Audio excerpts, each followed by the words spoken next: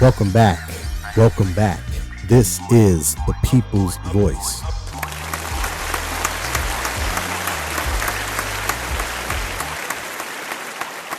I am Trey Evans, and I am the People's Voice. Thank you again for checking out the podcast this week. As always, it is greatly appreciated.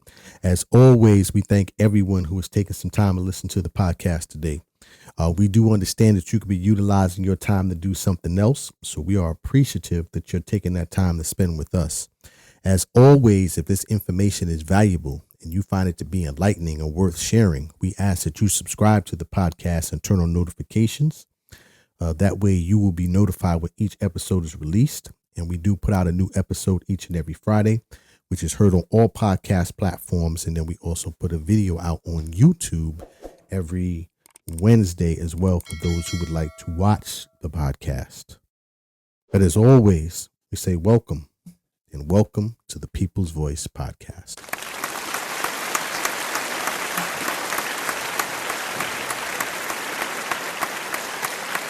So today I want to get into the topic about book bans here in the United States. Book bans. And I kind of wanted to get into this today because of multiple reasons. For those who may be listening from outside of the country, obviously we have a new president. I think the world knows that. President Trump and his administration over the last, I guess, several weeks or I think it's already been 3 months since he's been in office, have pushed to consolidate many government departments. And one of those departments that they've been pushing to reduce and even close is the Department of Education. And I bring that up because that's kind of what led me to reviewing some of the current book bans that are in place here in the United States. Because a lot of what is occurring, especially with the closing of the Department of Education and with book banning, or the attempt to close the Department of Education and with book bans, they're behind those push are many advocacy groups that are pushing for these bans and also for the closure of the Department of Education. So it all kind of fits together. But today I wanted to kind of cover book bans, what books are being banned, why they're being banned, who's pushing for the bans, and then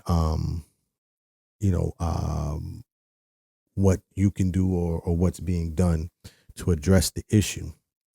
So to start, what I did was I went to PEN America. And for those who may not know PEN America is an advocacy group that fights for or defends, I should say, writers, artists, journalists, to protect their freedom of speech, freedom of expression. And the organization fights for journalists and writers and artists from around the world.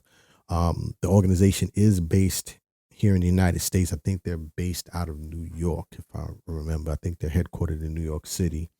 The organization's been around, well over 100 years. I think they were established like in 1920, maybe 122, something like that.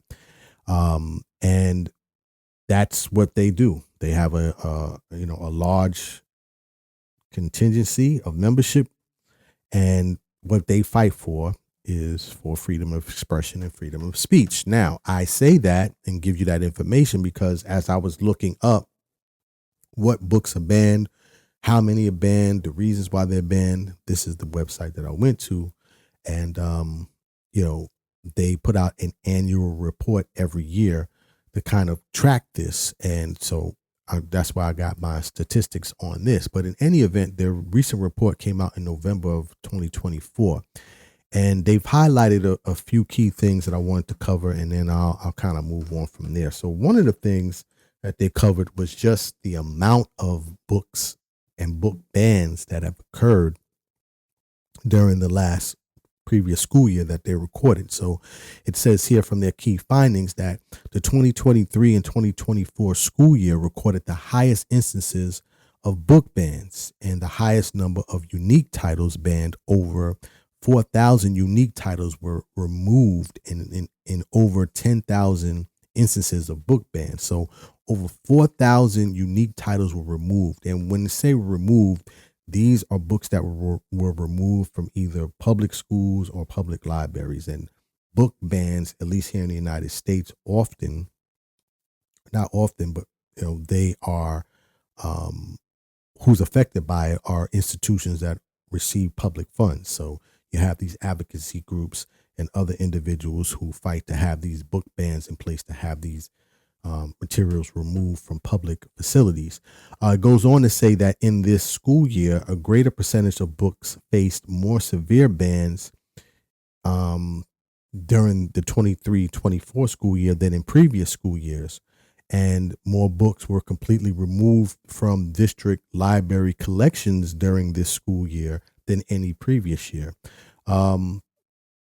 It goes on to say that Florida and Iowa, in terms of the states, had the highest number of book bans during the 2023-2024 school year, with over 4,500 school bans in Florida and over 3,600 in Iowa. Now, that's a major... Men lie, women lie. The numbers don't.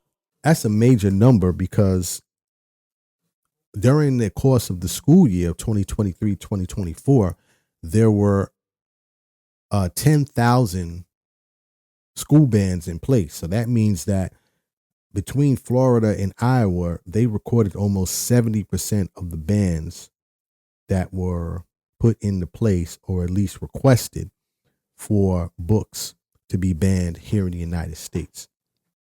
Now, I guess let me explain what a book ban is, just to get a little bit granular. So, a book ban, as I said, are books that are banned from public institutions. And here on PEN America, they kind of break down what that is. It says PEN America defines a school book ban as any action taken against a book based on its content and as a result of parent or community challenges, administrative decisions, or in response to direct or threatened action by lawmakers or other government officials that leads to a previously accessible book being either completely removed from availability to students, or where a book is restricted or diminished either temporarily or permanently. So that's what a book ban is. But the key I guess terminology in that description is who is pushing for these bans. And typically it's a parent or community challenges, administrative decisions, lawmakers, or other government officials. What it does not stress there, which is kind of, I guess, lumped in with community challenges or parents, are the advocacy groups that are at the forefront of this. And one of those advocacy groups is called the Moms for Liberty. And for those who may not know, Moms for Liberty is a organization that was founded by two former school board members out of Florida.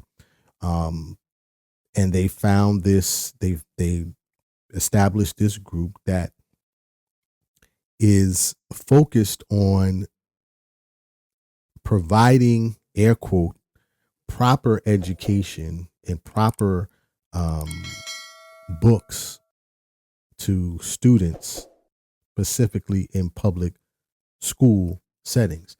Matter of fact, let me play this clip from CBS Mornings, because they interviewed these the two individuals. I believe one is Tina Descovich, the other one is Tiffany Justice.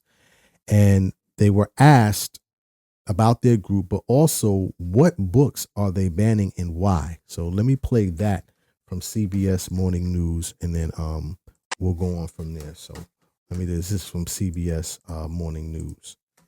Interesting Being an conversation. elected office that respect the role of the parent in a child's life. So in 2022, our chapters endorsed in over 500 school board races across the country, and they won 275 seats. What kinds of books do you want in schools, in libraries? Books that educate children. That's a generalization that Books that don't have pornography in them. Let's start there. Let's just put the bar really, really low. Books that don't have incest, pedophilia, rape. And now, when you hear that, you go, wait a second. No, that's a group that I would support, right? I mean, what parent wouldn't want that type of, those type of bans in place, right? No one wants to expose their child to anything that they, because it's a personal choice, feel that is offensive or in some way will influence their child or harm their child. And that's all great. But it's not only that they're against, okay?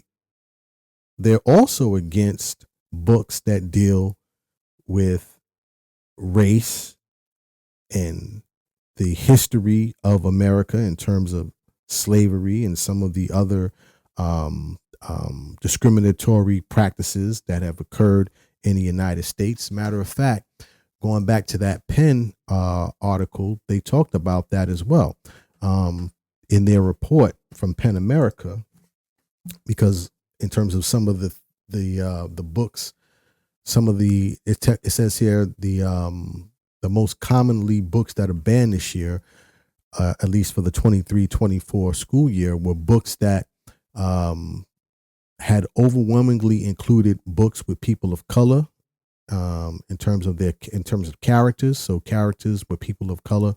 44% of those books were on their banned list, and also books with LGBTQ people as characters.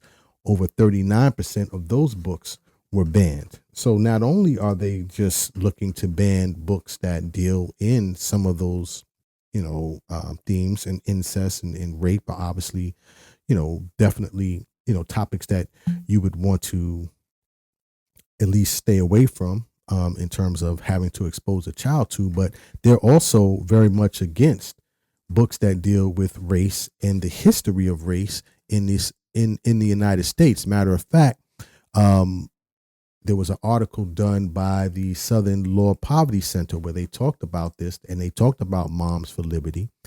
And in that article, and I'm just kind of scoping through it as I'm talking here, they talked about this as well. It says here that critical race theory is at the top of the hit list for many reactionary anti-student inclusion groups who erroneously label CRT anything having to do with race, equity, inclusion, or teaching parts of history that they do not wish to face or acknowledge. Now, the question I raise is this America, the land of the free and the home of the brave? Because that question has to come up, because why would you want to push back on any book that deals or exposes or reveals or just tells the truth about what has occurred in this country? It goes on to say, in fact, one Moms for Liberty chapter in Tennessee filed a complaint under the state's new anti-CRT law, claiming that some books taught in schools, such as Martin Luther King Jr.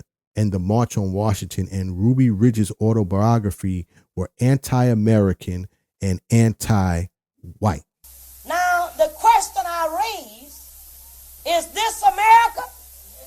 And that's the question that we need to raise, right? Because America is supposed to be the land of the free, home of the brave, and it takes those type of materials to get that message out about just, what this country once was and what this country has now,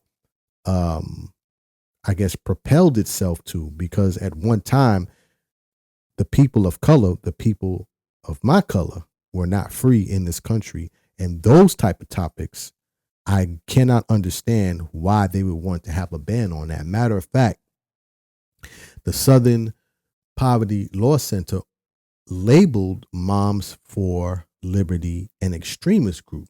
And let me just play quickly a clip from I think Maya Hansen. She's with the Southern Poverty Law Center, where she talked about this, and then I will kind of conclude from there and provide some additional information. But this was from WESH 2, and where they talked to Maya from the Southern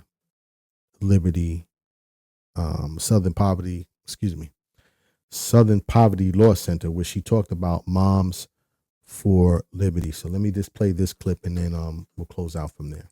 Ideology. But how Moms for Liberty looks at LGBTQ plus and race issues, the main reasons why they're on the list, but also called anti-government by SPLC. Their tactics are hateful, but I think that it's important to look at their overarching theme of just being against public education. And that is exactly why I was led to, talk about this today, because a lot of the push to close the Department of Education are coming from groups such as Moms for Liberty and other groups. I'm just highlighting them because they've been very much the most vocal over the last year or so, and they are gaining strength because a lot of their ideologies are being implemented by the Trump administration and pushed by the Trump administration, and then it's also starting to bleed into several other states as well.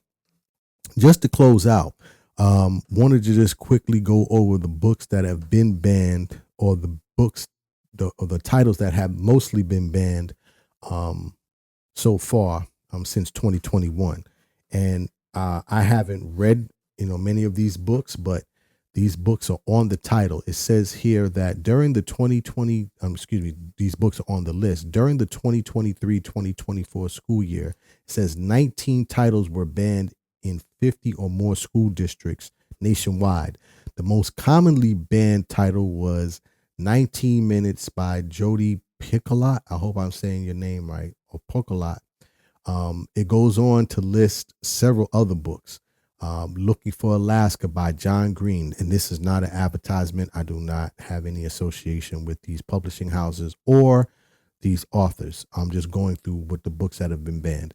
13 Reasons Why by Jay Asher. Crank by Ellen Hopkins. I won't go through all of the list, but the two that struck me, which two books that I definitely have read, is The Bluest Eye by Toni Morrison and also The Color Purple by Alice Walker.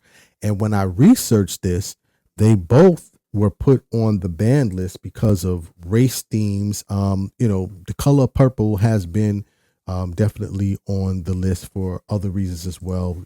Even there are some African Americans that are offended by The Color Purple because of how the men have been depicted during that time, which they depict the characters as being very abusive and things of that nature. But these titles and these books are being banned, and it just raises the question, like, what is it that, first of all, it raises the question, like, what are you trying to hide something? Which this is now opinion, I feel, especially when you start talking about books that deal with race. I feel like you're trying to hide something.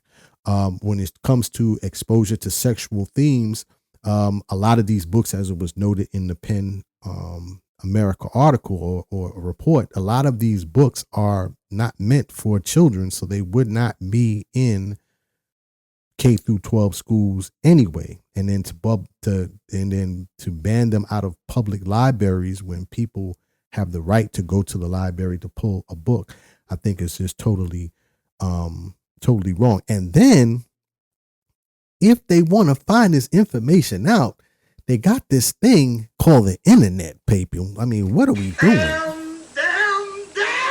I mean, if you're going to ban anything, that's what you need to focus on in terms of banning access to the internet, because all of those themes that you just talked about are literally available at the click of a button or tap on the phone or a tablet. So But that's my time for today. Like I said, I just wanted to put this on everyone's radar for those who may not be aware of it.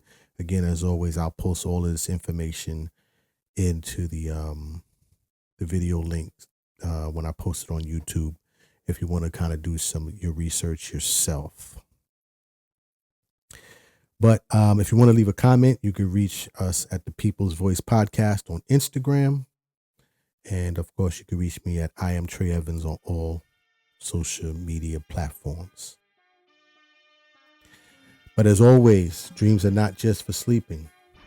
Please wake up and live your dreams. My name is Trey Evans, the People's Voice. Tell somebody about the dream. Salute.